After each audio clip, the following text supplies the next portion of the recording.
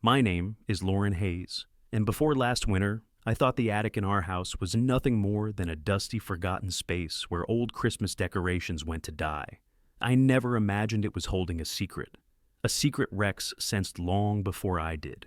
The day everything unraveled started on an ordinary Saturday morning, cold, quiet, the kind of morning where nothing feels out of place, until suddenly, everything does. I was sorting baby clothes for my daughter, Emily, when I realized the winter bin I'd been searching for wasn't in the storage closet. Jake, my husband, insisted he placed all the bins in the attic last fall. So I grabbed the pull string for the attic door. The wooden ladder creaked as it unfolded. I placed a foot on the first step. Rex exploded. He lunged between me and the ladder, barking so violently the metal hinges rattled on the ceiling. "Rex, hey, what's wrong?" I gasped. He didn't look at me. Didn't even blink. His eyes were glued to the pitch-black opening above us, his tail stiff, his shoulders raised, a deep growl rumbling in his chest. I tried stepping around him. "Buddy, it's just the attic." Rex snapped his teeth, blocking my legs. I froze. I had never seen him act like this. "Rex," I whispered, "what's up there?" He barked again, sharper, pushing me back with his body until my heels hit the hallway carpet. My pulse spiked. Why was he so terrified of the attic? I called Jake, who was working overtime at the station. "Hey," he answered, casual, totally unaware my world had just tilted sideways. "You okay?" "Jake, did something happen in the attic?" Silence. A strange, too long silence. "What do you mean?" "Rex won't let me go up there. He lost it the second I pulled the ladder down." Jake exhaled hard. "Lauren, don't go up there." My blood went cold. "Why?" "I'll explain when I get home." That's not an answer. "Lauren, please, just leave it alone." Something in his voice made the hairs on my neck stand up.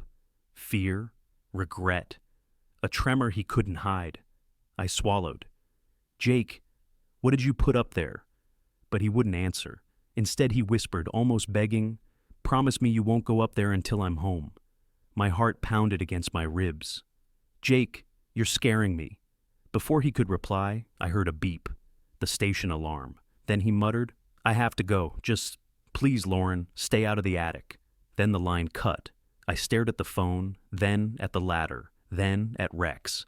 He stood guard beneath the opening, growling up into the dark, as if someone, or something, was hiding up there watching us. I felt a chill crawl down my spine. "No," I whispered, backing away. "No way. I'm not going up there alone." Rex pressed against my leg, nudging me toward the living room. I followed him, but every few minutes he'd glance down the hallway again. Ears raised, body tense, as if he was waiting for whatever was upstairs to move. By late afternoon, my fear had shifted into anger. What kind of secret did Jake bury in our attic? Why wouldn't he tell me? Why would Rex, who never reacted to anything, treat it like a threat? I paced the living room, heart pounding, until I finally snapped. No more waiting, no more silence. I marched down the hallway, Rex glued to my heels, and pulled the attic ladder down again. This time, I held Rex's collar. "It's okay," I whispered, though my own voice shook. "We're just looking." He whined, a deep, fearful sound, but he didn't break free. Not yet. I climbed 2 steps, 3, 4. Rex barked frantically, tugging at my shirt, trying to pull me down. But I stood on the ladder and lifted my phone flashlight into the darkness. What I saw made my heart stop, because in the very back corner, behind old boxes and dusty bins, were stacks of plastic tubs, not ours, not holiday decorations. Each tub was labeled neatly in dark marker, "Case files, do not open." Evidence sealed. Property of Hayes Investigations. Hayes, my last name. But I had no idea what they were, or why my husband had them. I shined the light further, and froze. A metal safe sat beside the bins, scratched, old, dented, but clearly used recently, fresh fingerprints, scuff marks. Dust brushed aside, and on top of the safe was a small black notebook with one word carved into the cover, Emily, my daughter's name. The room spun. "Jake," I whispered shakily, "what have you been hiding?" Right then, A loud thump crashed somewhere deeper in the attic. Something, or someone, moved. Rex lost it. He lunged up the ladder, barking, snarling, trying to get between me and the shadows. I dropped my flashlight. It spun wildly, illuminating a shape, a silhouette. Not Jake, not an object, not my imagination. A real, human shape, standing in my attic, staring at me. My scream echoed through the entire house, and Rex tried to launch himself into the attic to get to whoever, or whatever, was up there. The scream ripped out of my throat instinctively, raw and uncontrollable. Before the sound even faded, Rex launched himself upward, paws slamming onto the ladder, teeth snapping, a feral growl ripping through the attic opening, loud enough to shake the walls. The shadowed figure jolted backward, a fast shuffle, a gasp, then complete silence. My hands trembled violently as I scrambled down the ladder, nearly missing a step. Rex stayed halfway on it, blocking the opening as if daring anything above us to move. My pulse was a hammer in my skull. Someone was in my attic, someone Jake knew about, someone Jake hid, and that black notebook with my daughter's name on it. No, I couldn't think about that yet. I grabbed my phone with shaking fingers and dialed 911. 2 deputies arrive, and Rex takes the lead. The deputies from the day before returned within minutes, weapons drawn. Rex didn't bark at them this time, but he stayed pressed against my leg, staring up at the attic like he understood exactly what was at stake. The older deputy unfolded the ladder cautiously. "Ma'am, stay back." "Dog too." Rex growled. He refused to move. "He's protecting you," the deputy muttered. "Let him stay." He climbed halfway up the ladder. "Sheriff's Department, if someone is up there, announce yourself." Silence. He moved higher, shining his tactical light around the attic. Seconds passed. Then, "Clear." Rex still didn't relax. The deputy came down. "There's no one there now. Whoever it was must have escaped through the ventilation gap or across the rafters. But they were definitely up there recently." My body went cold from the inside out. He continued, "And there's something else you need to see. The boxes with my name and the truth about Hayes investigations." Up in the attic, the deputy pointed his flashlight at the labeled tubs I saw earlier. "Case files, do not open. Evidence, sealed. Property of Hayes investigations." The deputy frowned. "You said you didn't know what these were, correct?" "Yes," I whispered. "I've never seen them." He exchanged a look with his partner. "Mrs. Hayes, your husband used to have a private investigator's license. Did you know that?" I blinked. "No, he works in finance." "He used to," the deputy said carefully. "His PI license expired 6 years ago." "What?" My breath caught. "He never told me. He handled missing persons cases, fraud cases, domestic disputes, some heavy stuff." Every word made me colder. Jake, a private investigator, hiding evidence boxes in our attic. Why? The deputy crouched by the metal safe. "There's recent activity here, and the dust pattern suggests someone else, not you, not your husband, was accessing these bins." My throat tightened. "The person I saw?" He nodded. "Likely." Rex let out a deep, suspicious growl, but then the deputy lifted the black notebook with Emily carved into the cover. "This is concerning." I felt my entire world tilt. "What is that?" My voice cracked. "Why is my daughter's name on it?" The deputy sighed. "It's not what you think." He opened to the first page. At the top was written, "Operation Emily. Evidence missing. Do not disclose." My stomach clenched. "Operation?" He turned the page. Photographs, documents, a police case ID. The label read, my vision blurred. That's not my daughter. That's not Emily Hayes." "No," he said. "It's a different Emily." "Then why?" The deputy closed the notebook slowly. "Your husband was investigating the disappearance of a little girl named Emily Hart. Age 4, blonde hair, blue eyes, missing for 9 years. My legs gave out. That was my daughter's age. Her hair, her eyes. "Why didn't he tell me?" I choked out. "Because the case was closed and sealed. He wasn't supposed to be working it anymore." I felt sick. "So Jake kept the file illegally?" The deputy nodded. "And whoever was in your attic knew about it." Rex growled again, loud this time, staring at the ventilation vent on the far wall, not at us, at something behind it.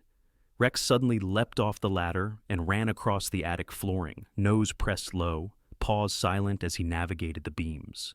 He stopped at the insulation near the vent and started clawing, hard, frantic, determined.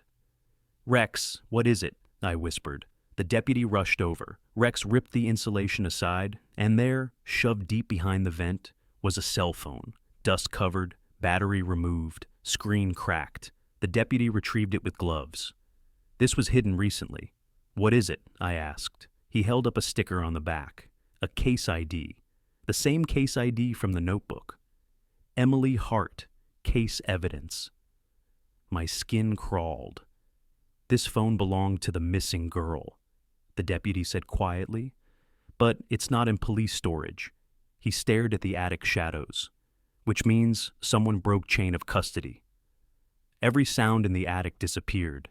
Then, clatter, metal shifting, hard breathing, footsteps, not from the vent, not from the stairs, from deeper inside the rafters. Rex snapped his head toward the noise and barked. Violent, warning, terrified. The deputy shouted, "Whoever's up there, stop right now!" But the footsteps got faster. A thud, a scramble. Then the roof creaked as if someone was climbing into the crawl space. The deputy cursed. "Someone is still inside this house." My blood froze. "Is it the person Jake was investigating?" I whispered. "No," the deputy said darkly. "It's someone who didn't want you finding this." Rex barked again, and suddenly bolts rattled overhead. Someone was moving toward the HVAC tunnel, a way out, a way to escape. The deputy yelled into his radio. "Suspect in the attic, heading toward South Vent. Send backup now!" Rex lunged toward the direction of the sound, not to chase, but to shield me.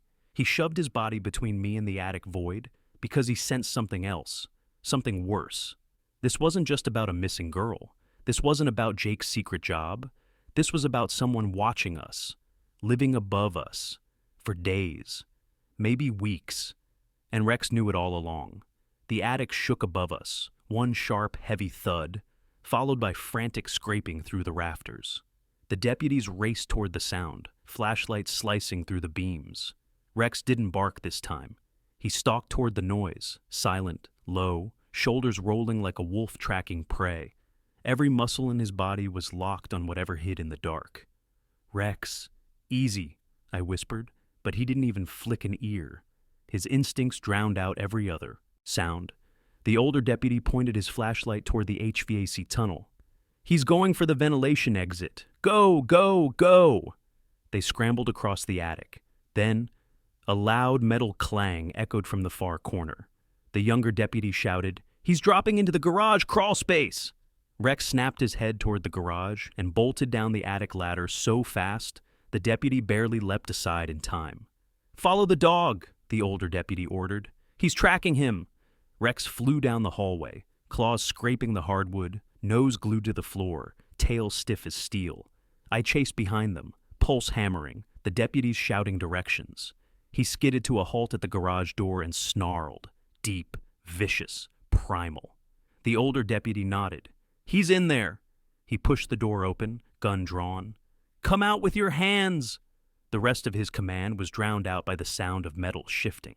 Rex tore into the garage before anyone could stop him. "Rex, no!"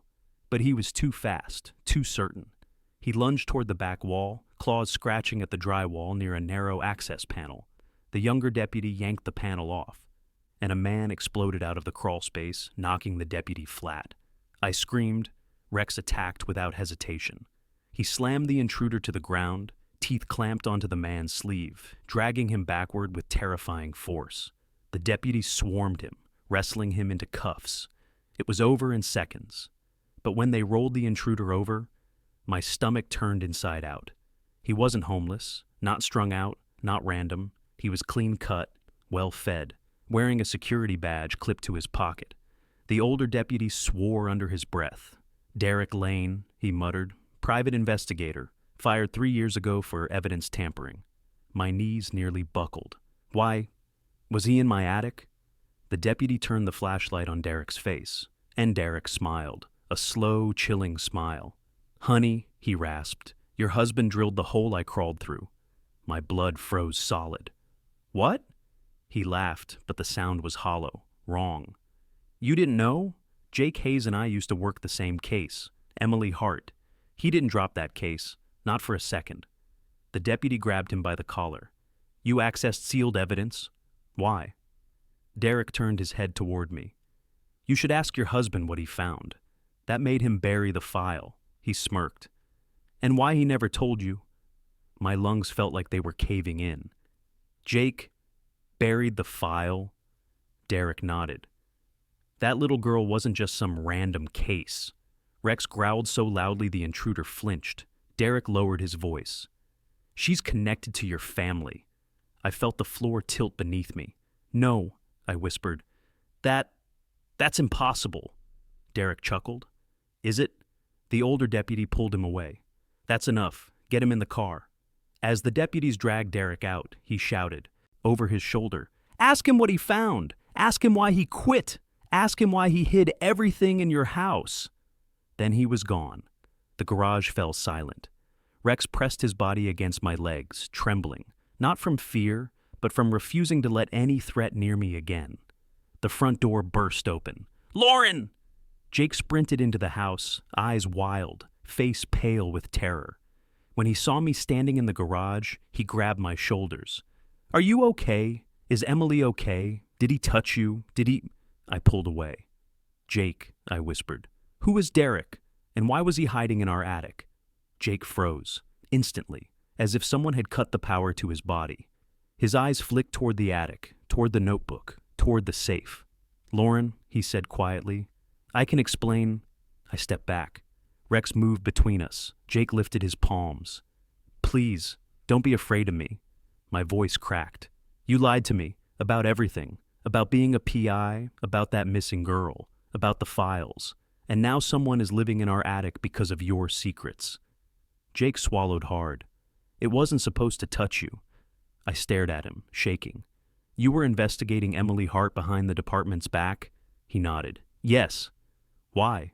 My voice cracked. "Why her? Why hide it all from me?" Jake closed his eyes, then opened them, filled with grief, fear, and something darker. "Because—" his voice was barely a whisper. "Because I know what happened to her." My breath hitched. "And because—" He looked directly at me. "Emily Hart isn't just some missing child." My chest tightened painfully. "Jake, what are you trying to say?" He exhaled. "She's related to me." My knees nearly gave out. "What?" He stepped forward. "She was my half-sister." The world shattered. "And I've been looking for her. For 9 years, secretly, because I think she's still alive." Rex pressed closer to me, as if bracing me for what came next. "And Derek?" I forced out. "Why was he in our attic?" Jake's jaw clenched. "Because he found something. Something he didn't want anyone to know." My voice trembled. "What did he find?" Jake inhaled sharply, like the answer would break him to say aloud. He looked at our daughter's bedroom door, then at the attic ladder, then back at me. Finally, he whispered, "Derek found proof that Emily Hart didn't disappear." A pause. "She was taken." My heart stopped. "And he thinks the person who took her," Jake's voice cracked, "is still watching our family." Rex's growl rumbled through the entire house. Because he understood. The danger wasn't Derek. The danger was someone else. Someone who put themselves close enough to watch a case Jake never stopped digging up. Someone who might still be inside our neighborhood, inside our life, maybe even inside our house. For a moment, Jake's words didn't feel real. They hung in the air like smoke, thick, suffocating, impossible to breathe through. Emily Hart, a missing girl, his half-sister, a case he hid from everyone, including me, and someone connected to that case, someone dangerous, had been inside my attic, watching us, listening, waiting. Rex pressed himself against my legs, trembling with a low, steady growl vibrating through his body. He wasn't scared. He was warning me, again. Jake swallowed hard. "Lauren, whoever took Emily," the They're not done. They've been tracking anyone who touched the case. Me, Derek, the investigators before me. My chest tightened. So the person in our attic was watching us because of the evidence here, Jake finished. Because I hid the last pieces of the case inside our home. My breath caught. Our home, with our daughter inside it. Jake's eyes filled with regret. That's why I told you not to go up there. I was trying to keep you safe. Safe? I snapped, tears burning my eyes. You hid a child abduction case in our attic, and someone broke into our house because of it. Jake stepped forward. Lauren, please. Rex stepped between us. Jake froze. He raised his hand slowly. Okay, I get it. But Rex wasn't finished. He turned suddenly, ears snapping toward the hallway. Every hair on his back stood up. His growl deepened. Someone was in the house. Again. The older deputy whispered, Everyone stay behind me. He moved slowly toward the hallway. Rex beside him, pacing low and tight like a trained K9. We reached the end of the hall and froze. Emily's bedroom door was half open. A shadow moved inside. I felt my lungs collapse. Emily! I screamed, lunging forward. The deputy grabbed me. Don't! Rex, however, didn't wait. He exploded through the door with a snarl so vicious it shook the walls. A man's cry erupted from inside. We all ran in behind Rex and found him pinning a stranger against the floor, teeth barred inches from the man's throat. The man wore a black hoodie, mud on his boots, sweat dripping down his face. Not Derek, someone else, someone worse. The older deputy grabbed him. Hands where I can see them, now! The man thrashed, screaming, Get the dog off me! Get him off! But Rex didn't move. Not until the officer dragged the man into cuffs. When the hood fell, revealing his face, Jake went pale. Oh my God, I looked at him. Who is he? Jake's voice cracked. He's the original suspect in the Emily Hart case. My stomach plummeted. He's a family friend. My father trusted him. He helped search for Emily. He was everywhere, every vigil, every interview. The deputy glared down at the man. We investigated him, he growled, but he disappeared after failing a polygraph. The suspect sneered. I didn't fail anything. You all set me up. Jake stepped closer. Why were you in my house? The man snapped. You took something that belonged to me. My blood turned cold. Her phone, the deputy whispered. He hid it in your attic. The suspect smirked. And I came to get it back. A shiver crawled up my spine. You lived above us, I whispered. In our attic, watching us. He shrugged. You have good heating. Rex snarled, jaws inches from the man's face. The deputy pulled him back as they dragged the man toward the patrol car. You're finished, the deputy told him. The man smirked again. Am I? Rex lunged, not to attack, but to force the officer aside. A split second later, the suspect reached for the officer's gun, but Rex was faster. He slammed into the suspect's arm so hard the gun skidded across the floor. Officers tackled the man instantly. Jesus! One of them gasped. This dog just saved your life. Jake knelt beside Rex, tears in his eyes. You saved all of us, he whispered. I don't deserve you, but thank you. The suspect confessed to everything. He took Emily Hart.